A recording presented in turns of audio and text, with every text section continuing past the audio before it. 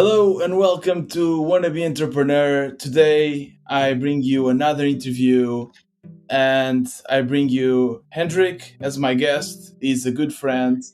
I met Hendrik at Trivago. Hey Hendrik, how's it going? Hello, Gluten Tag. Guten Tag. The way I would describe Hendrik is everything you touch turns into gold. And the question I have for you is like, why don't you touch me more often? That could be called molestation, I think. But although I gotta say, I really miss the times when we worked together at Trivago. We had so much fun together, and it has been such an amazing time. Yeah, and a more serious note, you are top or in the top 3 entrepreneurs I know. I was not joking. Everything you touch turns into gold, and you have so many cool projects that we could speak for hours. But today I want to speak about your, I guess, most recent project, your YouTube channel. It's called The Bread Code and has an immense success so far. But first of all, I would like to ask you to introduce yourself to the listeners of this podcast. I would describe myself as a software engineer who is also a little bit of an entrepreneur and who is just a very curious person that loves to do new stuff. And I care about the why to everything that I do. I always want to understand, why do I have to do something? And this inner hunger for understanding the why, that's what drives me and also my projects. Right. Let's jump into the YouTube channel. We're still working at Trivago, and I remember you sharing your passion about bread. So you're bringing bread to your colleagues. You're like, I guess every day you would bring like a different kind of bread, and like everyone would taste, and it was super delicious. But I would like to understand, how did this passion for baking started? That's an excellent question. So I think it's all started with my mother. My mother would always bake delicious bread throughout the year when I was younger, and you would have this insane scent in the whole home. It would scent like fresh bread. Yeah. And to us Germans, so I would say there's not so much German cuisine, but there's this one food that we Germans really have mastered, and that's bread. True. If you come to Germany, there is bread everywhere. We Germans are crazy about bread. And so I grew up and I had the scent of fresh bread, and I think that really put that deep into my mind that I love eating bread. And my mom, she was a busy person. She had to take care of 3 kids, and she would just, mix the bread together. She didn't invest so much time. And that got me thinking, how can we improve this? This plus traveling to Italy for skiing. Right. I was very blessed that we could do that. We would always enjoy different pizza restaurants. Yeah. And this passion for bread plus my interest in making the perfect pizza at home is what got me started into this whole bread baking process. And you realize the more you think you know, the less you actually know when it comes to baking bread. Interesting. And so when did you actually start? At what age did you actually start baking your first bread? So I would say it mostly started with making pizza when I was 14 years old, probably. 14. I made the first pizza at home. And then when I was a student, I would continue to make pizza in my small student flat. And I would optimize my oven. I would get myself a stone, then a pizza steel. I would test different settings inside of the oven. And around 5 years ago, I must have been around 25. That's when I first started to bake bread myself. Okay. And what I like about you is that you always carry this engineering mindset to everything you do. So that's exactly it. You are always like trying different recipes and changing small variables at the time to perfectly understand what's happening. And I know that you created a very successful GitHub repository with your recipes. Do you want to share that? Yeah, so it's called The Bread Code on GitHub. To all the engineers and to the non-engineers, I'll try to not make it too technical. But GitHub is pretty much the website where you can just share your source code. imagine two people are working on the same file, on the same piece of code, then this website makes it very easy to manage that, to put together documents, and you have a history of what happens. You can go back to the past. Yeah. Now, if you see a recipe these days, is a recipe really set into stone, or is a recipe something that could change? Let's say you like to make bolognese, right, Tiago? Yeah. Does your recipe change over time? That's actually my lunch today, but so very accurate. Does it change over time, your recipe, or do you always make exactly the same recipe? It does change. Okay, so I think it's the same also when baking bread or when making recipes. Your recipes change over time, but you want to know, what did I actually change? So you're interested in seeing the history of things, yes, I think. Yeah. And that's when this platform, Git, or the platform GitHub, it's very similar, comes into play. You can see the history of how things changed, and that makes it a very good place to share recipes. And that's how I started to share my sourdough recipes. And I didn't expect it. I went to bed, and then the next morning something totally crazy happened. It completely went viral on Hacker News. I think it must have been in 2017 or 18. Do you still remember more or less what it was saying? I think it just said sourdough bread as a title. I kept the title very simple and linked to the GitHub repository. And I must have been one of the first people to start using GitHub for recipes. And then the next morning it had 1,000 stars. 1,000 stars? Yeah, from one day to another. Again, an example of that everything you touch turns into gold. But I love it. So you are an engineer, and I would never think on using, GitHub for recipes.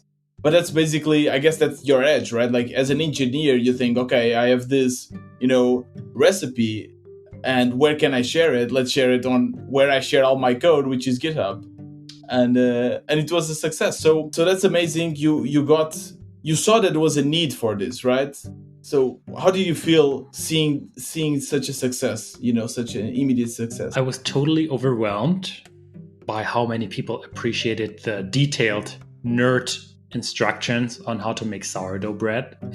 Because who writes 10 pages on just a simple recipe? But the why was so important. So why do you have to do this step? And especially when you're making sourdough bread, which is bread how our ancestors have made it, the Egyptians. So it's a very, very old tradition. Can you describe what sourdough is, by the way? Yeah, of course. So when you make wine, for instance, or when you make beer, there's always this one ingredient, which is yeast. The yeast is converting the sugar into something delicious, into alcohol in that case. And it's the same with sourdough. There's wild yeast everywhere. On your skin, I bet that there are thousands of wild yeast microorganisms. Okay. And one of the stories is that an Egyptian lady was baking a flat bread, next to the Nile River. She forgot it the other day, and then she returned the next day, and her bread suddenly started to smell a little bit funky. And she also would notice that the dough has increased in size a little bit. And that's what happens. Over time, you gather those wild microorganisms from all around your place, and which are also on the flour, and they start to convert your dough into something delicious. And that's what sourdough is. It's a wild fermentation. And this fermentation happens for wine, for beer, although for wine and beer, you mostly want to have the yeast part. Right. The sourdough always consists of both yeast organisms and bacterial organisms. Right. So it's a mixture of both.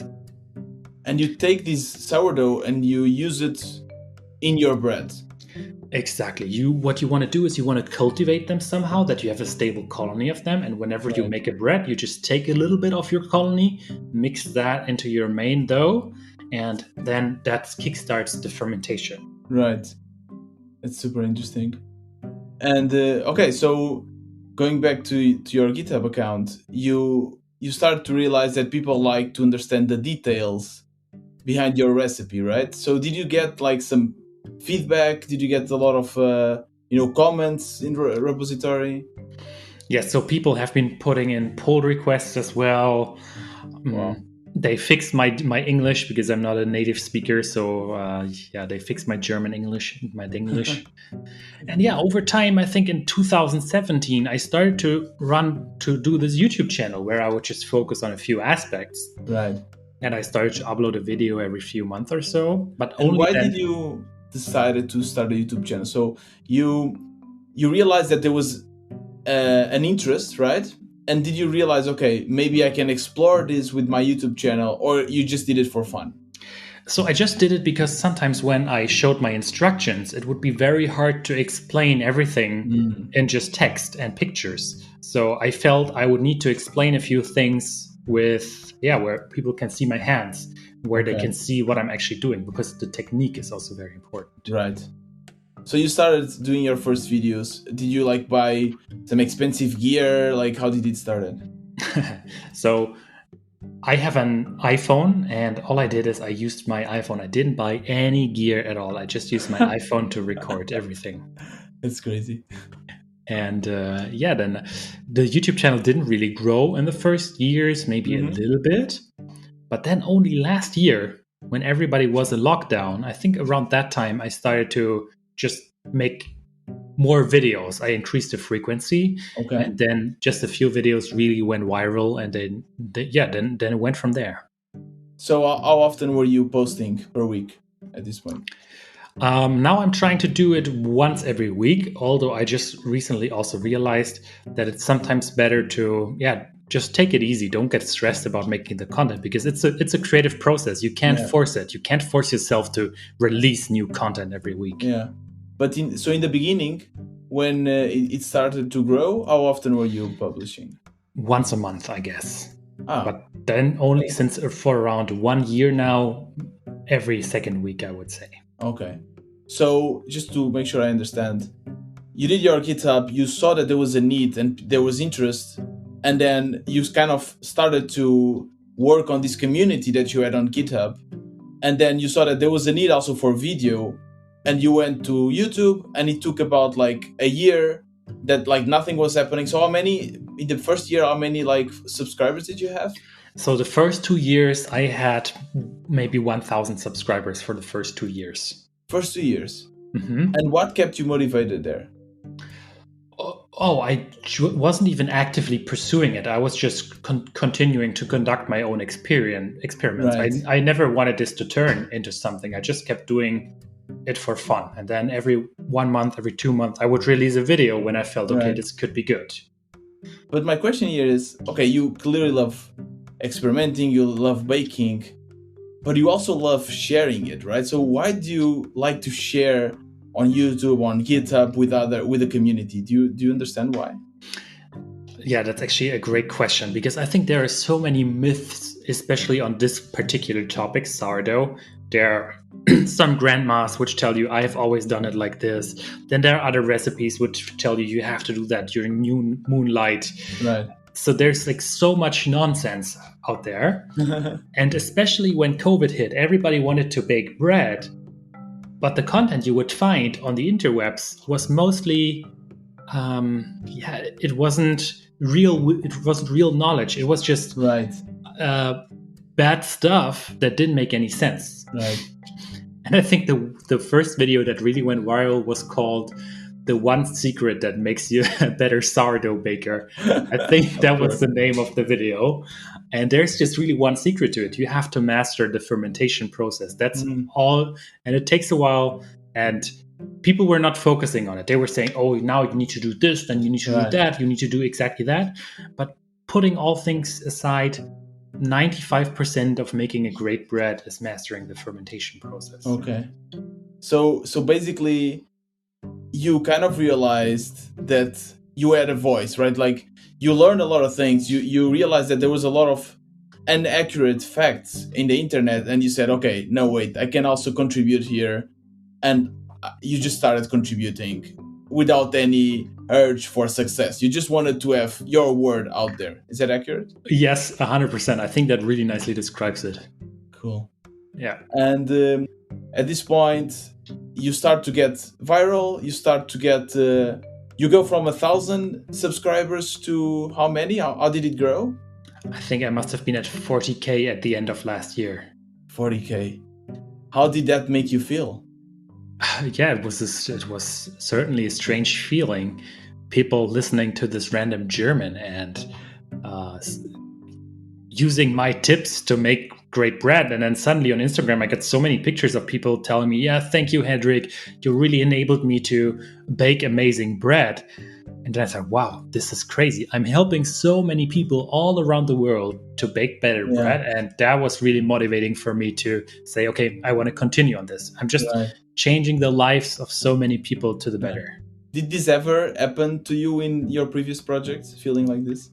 Never. I think that's something that we all want, right? We want to work on something meaningful.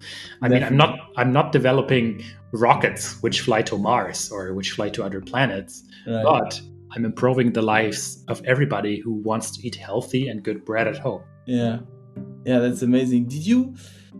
So with this podcast, and keep in mind that I'm only having 40 plays per episode, I already start feeling the pressure. I feel that oh my god, what if they don't like the next episode? Because I'm releasing daily. Did you feel this? Yes, 100%. And you have to be very careful about it. I think when you talk to many creators, also people which are on TV, many of them are depressed sometimes. Right. And yeah, it's sometimes not a nice feeling. You invest so much time in an episode and then nobody likes it. Yeah. But that's going to happen, and it's going to be like this more than once. In my case, out of 20 videos that I made, maybe one went viral. So it's a very, very tough game, and I think it's also emotionally it can be very stressful. 100%, yeah. Yeah. How do you deal with that when you put your heart and tears and soul to one video and it doesn't have the success you were imagining? I think you need to have this mindset again, this engineering mindset that you want to improve and you want to become better. So what I'm doing is I'm checking why wasn't it so good? What can I improve? And then I'm looking at the statistics. Okay, how many people watched the video to the end? What about the thumbnail? What about the title of the video? I'm taking all those parameters and then I'm trying to become better. But then the day that my video is released and it's bad, I just sometimes say, okay, today I'm not going to do anything anymore. I'm just going to pop a beer, chill a little bit, play a computer game, something like that, and continue the next morning. It's always good you can grieve for one day, but then the next day you should get back on your feet. Great. Yeah, because you also have the random factor. Sometimes I share the same post like 3 or 4 times on Reddit, and one of those times you just get, crazy with a lot of upvotes, but it seems very random, right? So I guess you already figured out a lot of tricks to make your YouTube channel succeed and your videos succeed. Can you share a little bit of those tricks?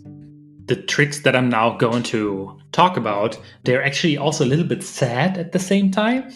Okay. Because, I don't know, what's the long-term goal of YouTube and all those platforms, Reddit, Instagram, and Facebook? You'll know a little bit more once I explain this.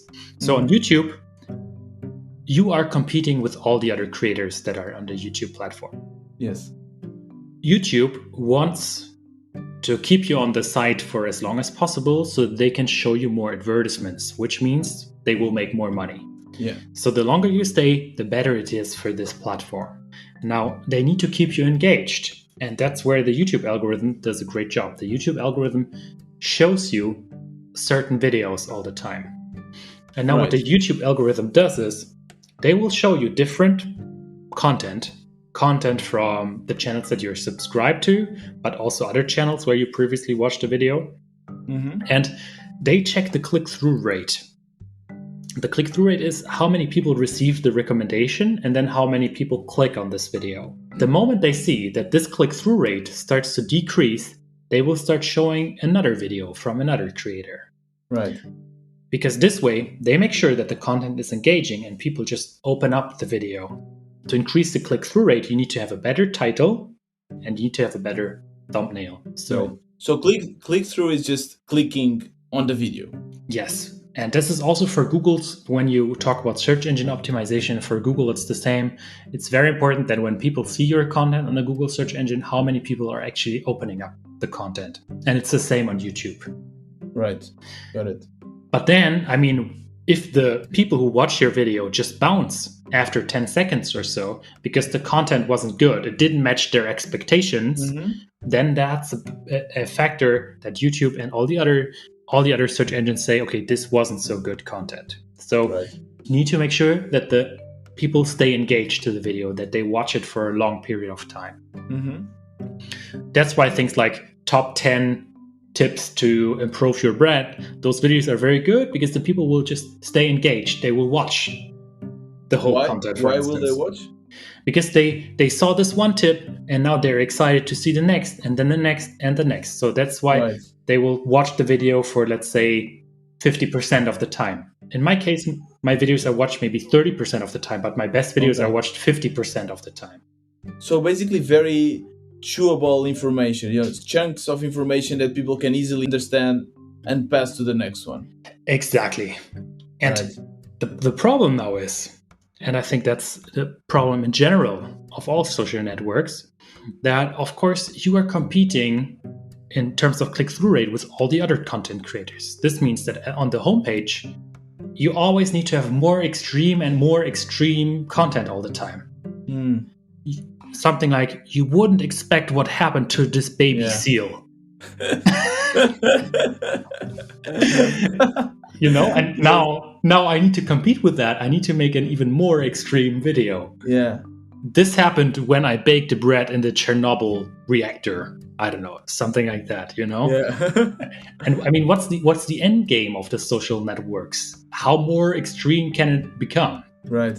So it's kind of, you figure out the way. So you figure out that you have to play with the titles, that you have to, edit your videos and record your videos in a very chewable way, but you don't like to do that. I really hate it. But if you want to be successful on this platform, you have to play by the rules. I would totally love to provide an honest title rather than a clickbait title to my videos as well. I definitely agree with you, and it's really terrible. But now for other content creators that also have to play with the rules, I would love if you could explain a little bit, how do you come up with your titles? Oh, that's an excellent question. So I roughly know what the video is going to be about.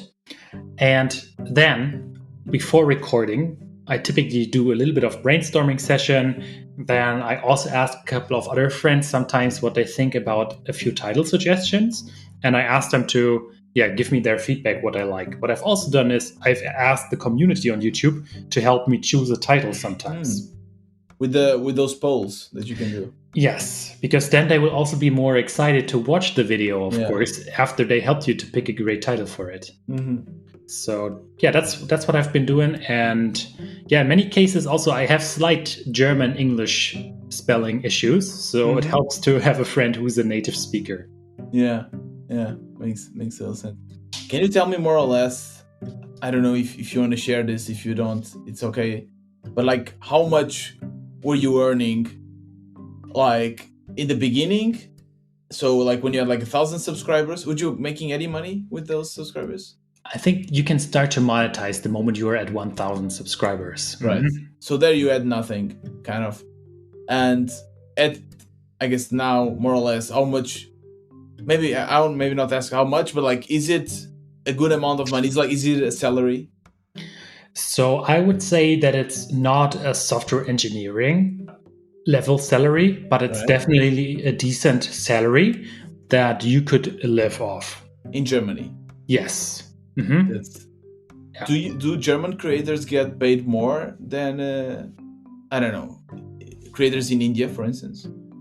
Yes, that's very interesting. That's something that you can find out. There's a metric for this, how much you're earning per 1,000 impressions. And for me, the US is the highest, I think. Right. I think US, Canada, and Nordic countries are also quite high in that regard. It's important to know your niche. Let's say you're in a funny video niche. What are the people going to buy? A clown costume? Right.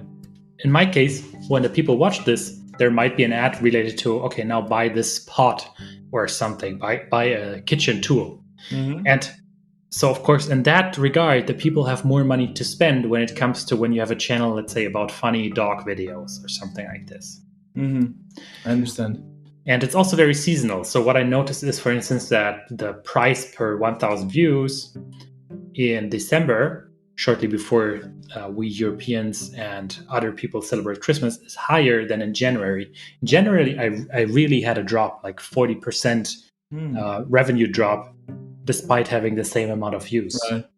Right. Why don't you try creating a Patreon or something where your subscribers could directly support you instead of, watching ads? I thought about this for a long time, and I've actually been chatting before with a person from OnlyFans. I don't know if you know OnlyFans. No. It's typically a website for adult content creators, but it seems they want to go into this Patreon style support too. Okay. I feel a little bit bad asking people for money. So why would they want to pay this random German to just to, I don't know, do some bread videos? I don't know, like that's kind of the model that I'm going with this podcast. And to be honest, I think it's better to ask for people, if they want to contribute, they can, than to sell them ads. Because I think ads are terrible. You are selling something that they don't want to waste their time on, first of all, and also that they maybe don't want, and we are kind of convincing them to buy something that they don't need. Oh, that's actually a super valid reason. I didn't think about it this way. So can we announce your Patreon here? No, that makes sense. Yeah, I didn't think about it this way. Also, when I mean, it totally matches with my videos too, because I want people to bake bread without buying tools. And of course, I'm earning money from them buying tools, which are shown in the advertisement. So it makes sense. Yeah. Is this your full-time job at the moment, the YouTube channel? Nope. So I'm doing this for 2 days per week. And then for 3 days, I am working as a software engineer for my small web development agency. We are around 10 people, and the company was started in 2014. And that's actually also a super crazy story that involves me selling a company to Trivago. And I think we also need to book some more time and talk about that, because I think that's also a really incredibly interesting story with so many ups and downs. Yeah, definitely. Like, we're talking also about this before. Hendrik has so many cool stories that we'll definitely be hearing from him again.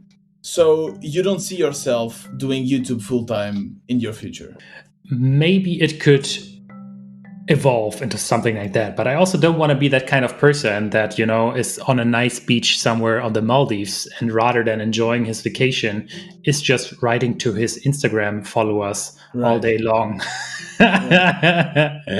So I'm not sure what to think about this.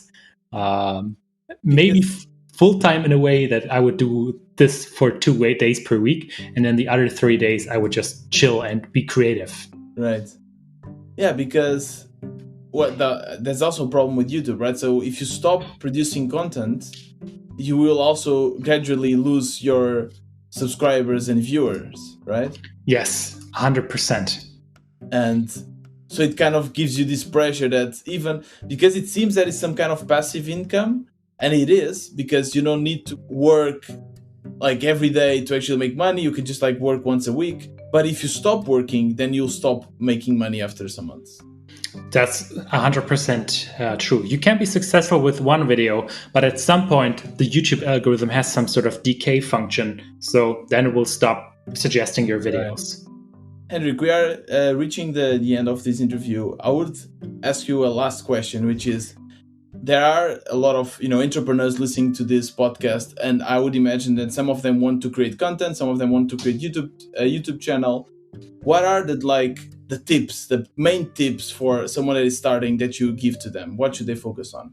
What is engaging content that you can create that fills you with joy while creating, and that people are going to like watching? You need to show the people that you're excited about something. So I get totally excited when I bake a bread and it turns out awesome. I just want to have people taste it and see my results. If you have this level of excitedness about a certain topic, then start your YouTube channel. People are gonna love you for it. So first needs to be something you're passionate about, right? Mm-hmm. Do you have any other tip? There is actually a very, very, very good quote. I don't know from whom it is, but right, I know from who it is. It's from a German musician called Dieter Bohlen. He actually lives next to my place. Okay. I was listening to him on Online Marketing Rockstars podcast, and he was saying, when you are really focused on something, when there's this one niche that you're really, really, really good at some point, people are going to pay you for it. And he gave the excellent example of, would you ever imagine that you can get paid for driving a car in circles? So if you look at the Formula One drivers, the only thing they can do is they can race the car in circles. And now they're making millions out of it because they're so good at it that people are throwing money at them. That's so interesting. So you think that there's no need to solve a problem? It's just like, you just need to be passionate about something to a point that people will pay for? Or do you think there's also like, you need to find something that people are missing out in the market? When it comes to YouTube, where I think it's also very much about entertaining, you have to entertain your audience, then yes, I don't think you need to find a niche. You just need to show your passion to people. Okay. And then be consistent and keep on pushing, right? Exactly, 100%. Cool. Thank you so much, Hendrik. It was a pleasure to speak with you. You always bring so much knowledge that I think people will love to listen to these episodes. Thank you so much for having me, Tiago. Glad to be on this great podcast. And let's do another episode soon on the other stories. Super exciting stuff there too. I will add your YouTube channel on the description of this episode. So anyone that is listening to it can check it out. And yeah, any social media that you have on, I will also add it here. And thank you so much. This was another episode of Wannabe Entrepreneur, and see you tomorrow. Hey, before you leave, this is Tiago from the future. I just want to say that I follow a pay what you think is worth model in this podcast. So if you think this is worth something and you want to contribute, you can just go to the link in the description of this episode and buy me a coffee. Besides that, if you're a first-time listener and have no idea what this podcast is about, just go and check it out. The first episode of this podcast is called The Pilot, and you will understand. Thank you so much, and see you tomorrow.